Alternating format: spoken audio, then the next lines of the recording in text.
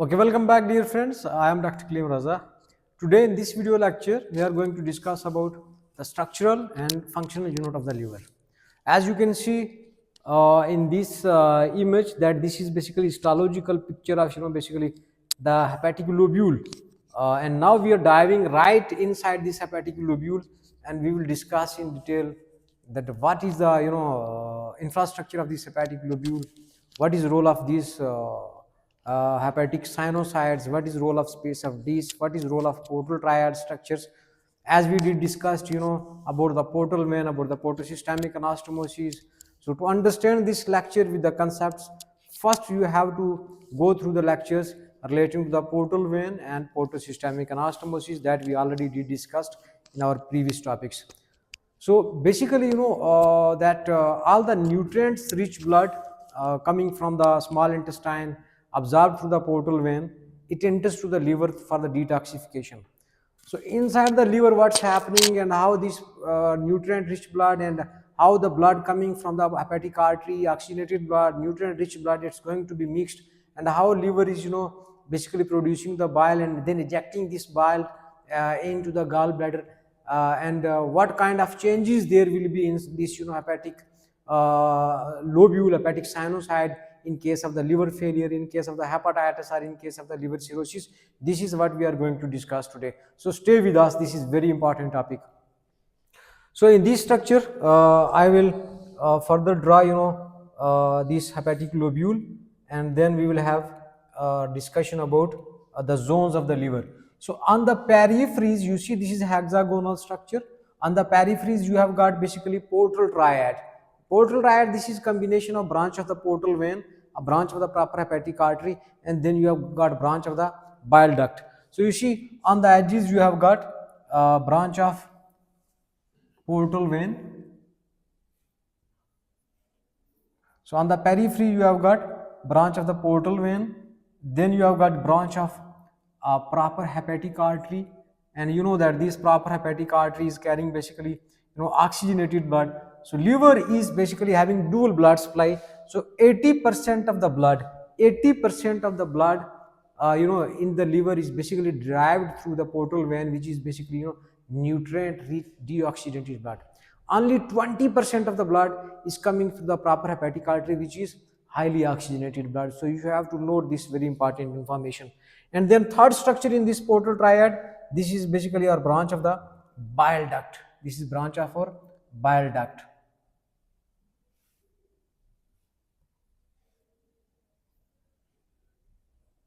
So you see on the edges of this hexagonal structure, we have got basically the portal triad, the combination of the three structures. Then in the center, you see this is the central vein. So what's happening inside this lobule? Let's have detailed discussion about the zones of the liver.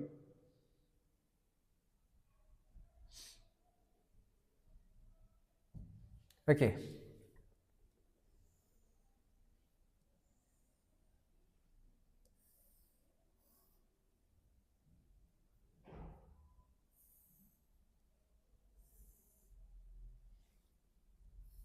So these hepatocytes, we are going to divide them further into three zones.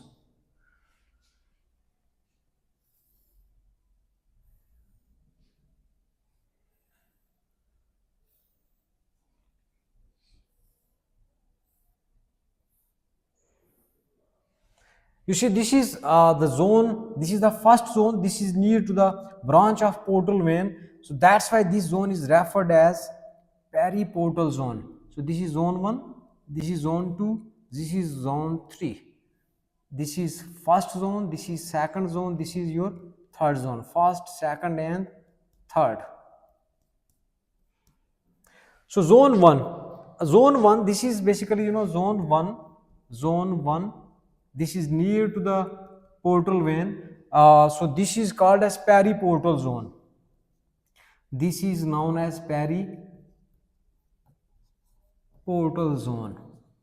Periportal zone. Then you have got zone 2. This is in between zone first and third. That's why this is called as intermediate zone. Intermediate zone.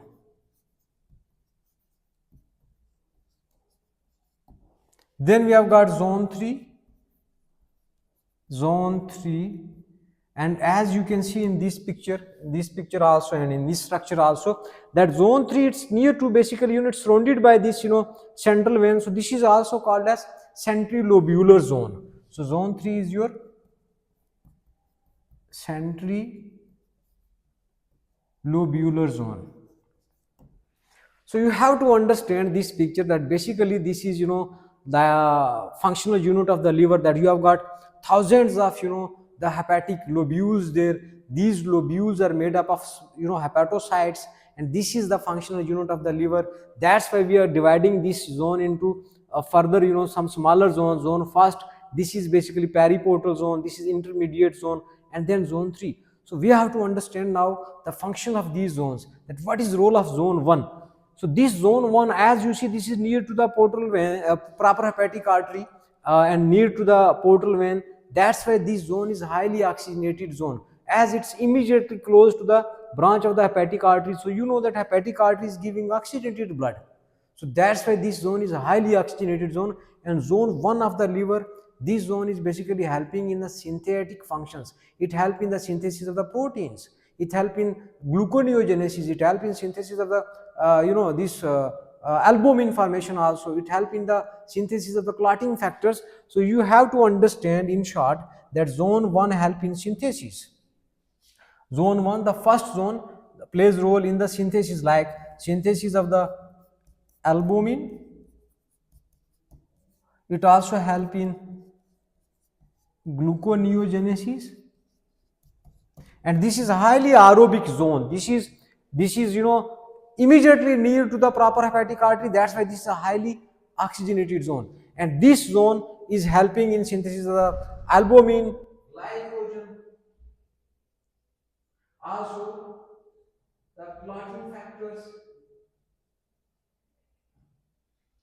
and also the gluconeogenesis. So this is highly oxygenated zone, and this zone is commonly affected in case of the viral hepatitis. So you should understand, they are asking sometime in your exams that okay, which zone is involved in the viral hepatitis. So zone 1 is involved in viral hepatitis.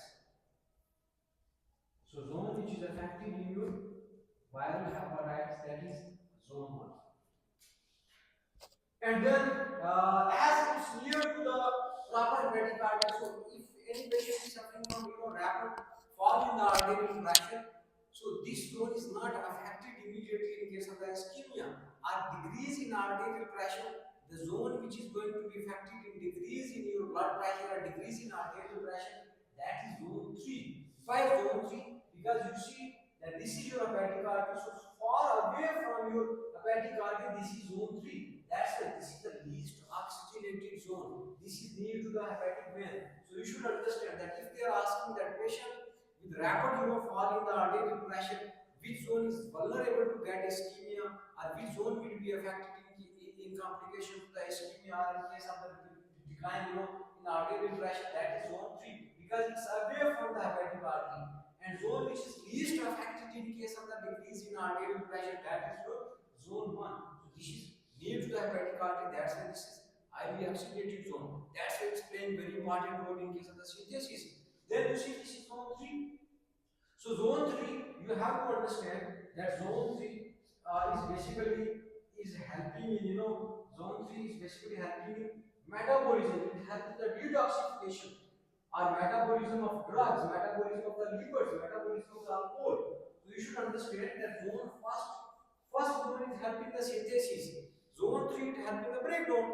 So zone 3 it involved in, you should write this please, that zone 3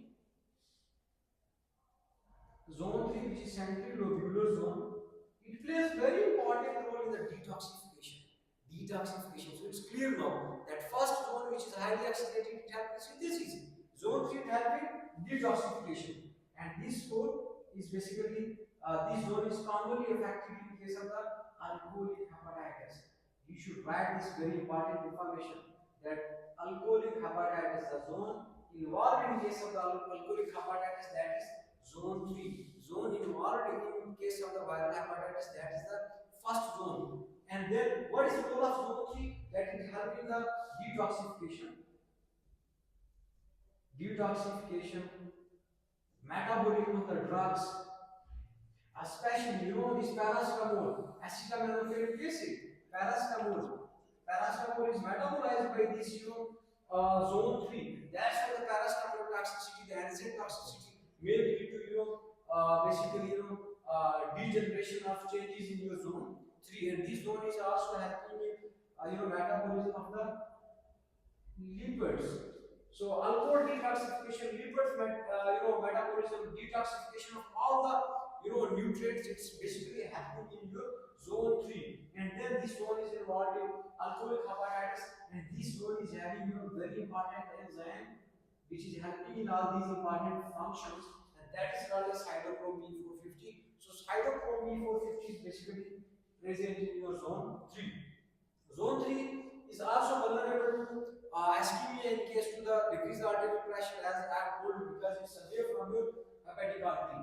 And then in between you see this is basically intermediate zone, and intermediate zone is basically damage or it involved in the yellow fever. So if they are asking which zone is damaged in yellow fever, that is zone 2. Viral hepatitis, zone 1. Alcoholic hepatitis, the zone involved in the alcoholic hepatitis, that is zone 3. Then what else is there? Okay, now we have to discuss about this hepatic sinusoid. What is hepatic sinusoid? So you see, this is basically the blood coming from the portal vein. I told you this is basically nutrient rich blood. So in this, your portal vein is going to eject its blood inside this hepatic sinusoid. Like this is hepatic sinusoid here.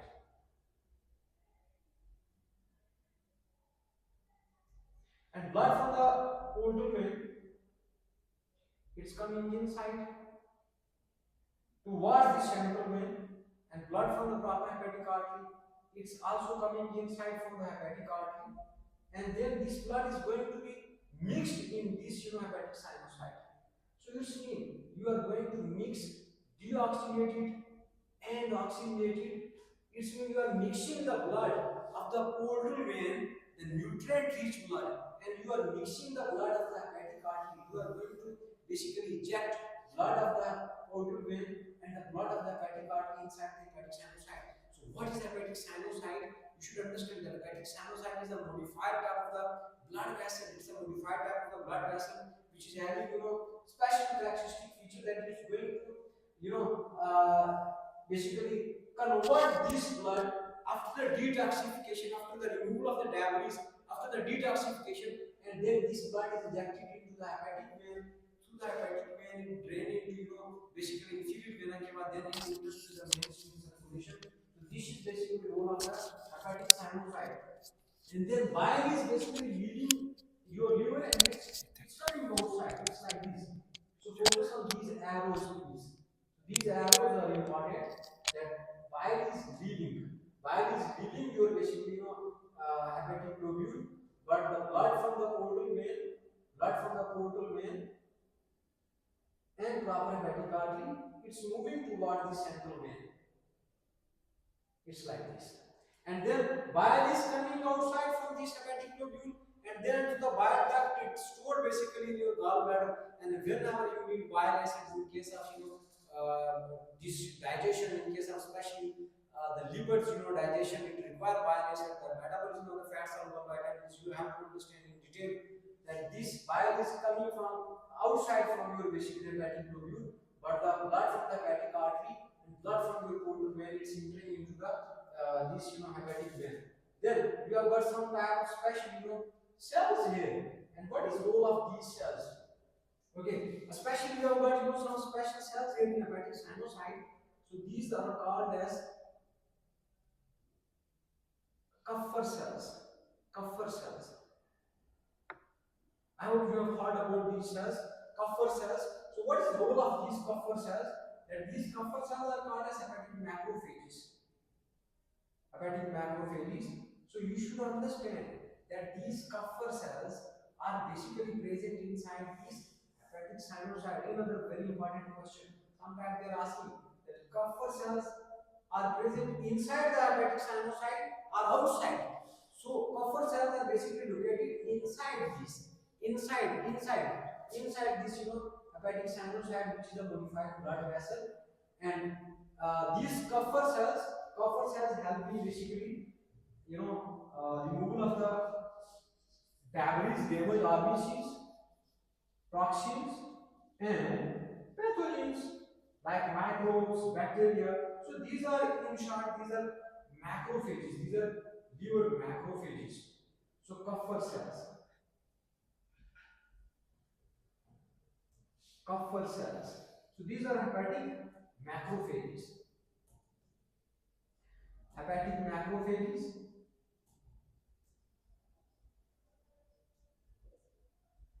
Hepatic macrophages present within the sinusoid. And what is their role? To clear damaged RBCs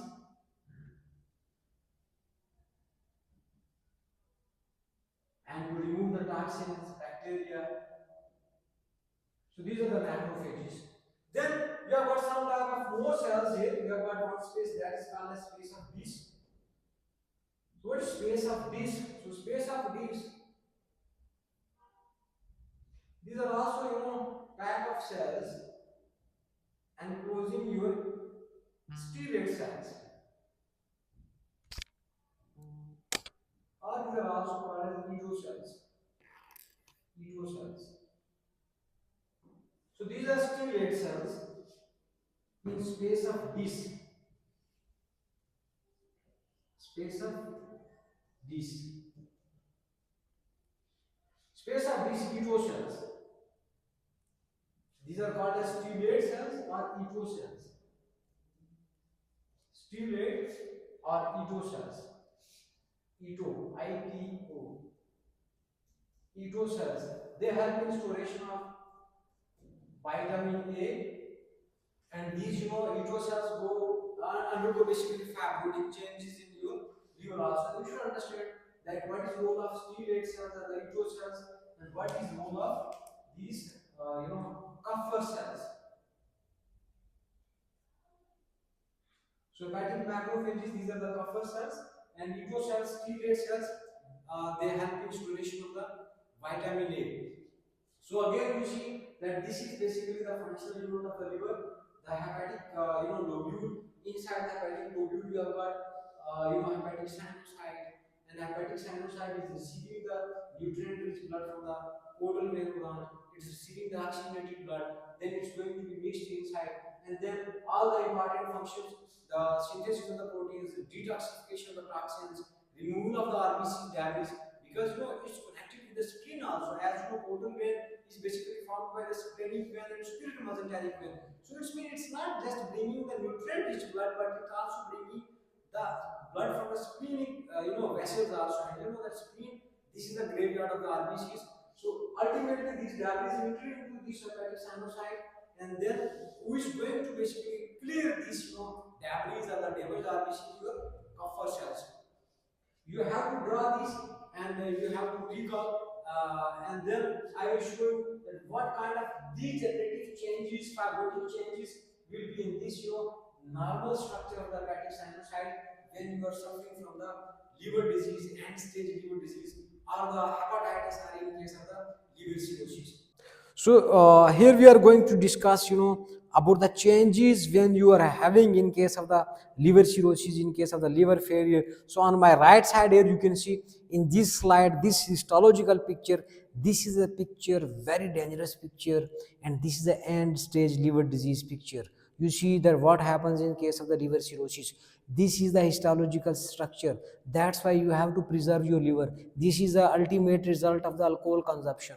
This is the ultimate result of the hepatitis. This is the ultimate result of anything that lead to degenerative changes inside your liver parenchyma. So this is very dangerous. This is the picture of end stage liver disease. At that time you will have a lot of consequences. You will have portal hypertension. You will have variceal bleeding. You will have hematemesis. You will have ascites.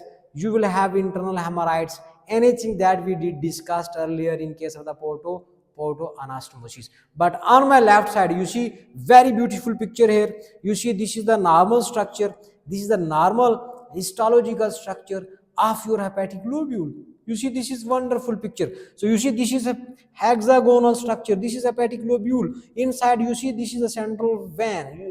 You should zoom, please. You should focus here. This is a central. How beautiful this is. So this is the central vein, and then you have got on edges the portal triad. This is the same structure that we have drawn, and we have discussed in detail about this, beautiful infrastructure of the liver.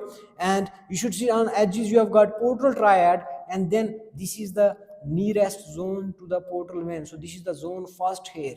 This is the first zone, and this is intermediate zone, and this is near to the central vein. So this is zone 3. This is the least oxygenated part, because this is away from the this portal hepatic artery and portal vein. That's why this is near to the central vein, and this is the least oxygenated part. So you should understand, you should have a clear concept of this picture in your mind. So I would like to request you to watch this lecture, to draw this, to understand, because you have to encounter a lot of patients suffering from the hepatitis, liver disorders, end stage liver diseases. So that's a very applicable topic. Thank you for your consideration. Thank you.